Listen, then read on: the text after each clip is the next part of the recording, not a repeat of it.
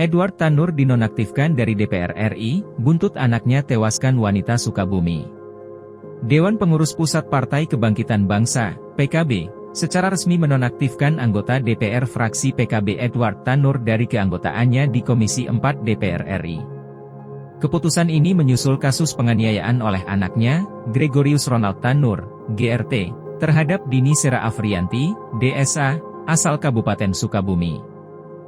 Mengutip Tempo.co, Sekretaris Jenderal DPP PKB Hasanuddin Wahid mengatakan Edward dinonaktifkan agar dapat fokus pada penyelesaian masalah penganiayaan berujung kematian yang dilakukan anaknya terhadap sang kekasih.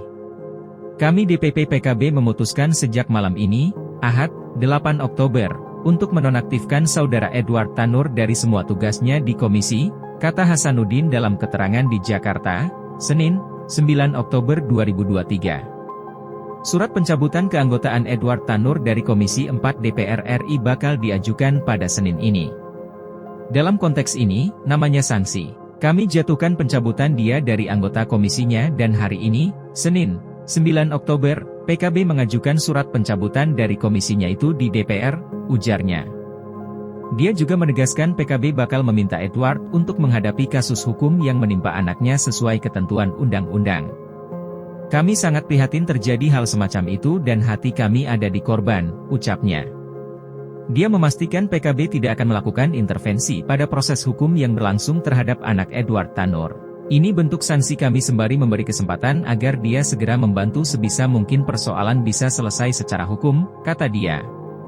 Sebelumnya, Jumat pekan lalu, Kepolisian Resor Kota Besar Surabaya menetapkan Gregorius Ronald Tanur, GRT, usia 31 tahun, anak anggota DPR RI Edward Tanur, sebagai tersangka perkara penganiayaan berat yang mengakibatkan kematian.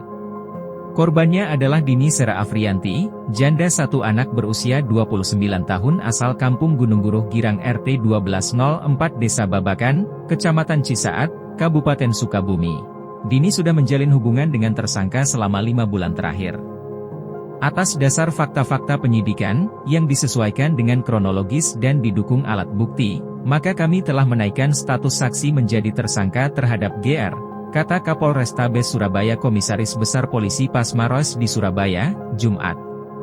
Penyelidikan polisi mengungkap penganiayaan terjadi usai pasangan kekasih itu menghabiskan malam di tempat hiburan di kawasan Surabaya Barat.